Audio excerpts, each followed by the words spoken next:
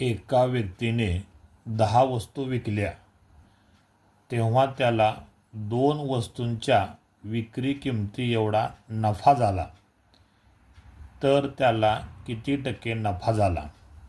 या ठिकाणी नफा जो आहे तो वस्तूंच्या स्वरूपात आहे, म्हणून यासाठी आपण जे सूत्र वापरणार आहे, नफा किंवा शेकडा नफा बरोबर नफा म्हणजे वस्तू छेद वस्तूंचा फरक गुणिले 100. म्हणजे इथं नफा बरोबर इथं 2 वस्तूंच्या विक्री एवढा नफा झाला, म्हणजे इथं नफा येणार आहे 2, वस्तू 2 आहेत.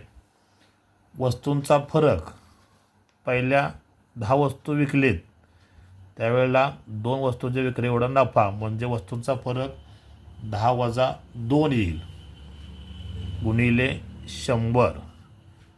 म्हणजेच 2/10 वजा 2 8 येईल गुणिले 100.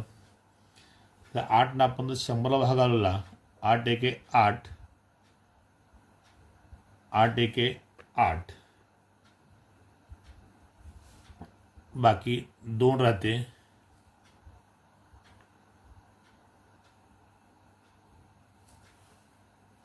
इथं 20 होईल.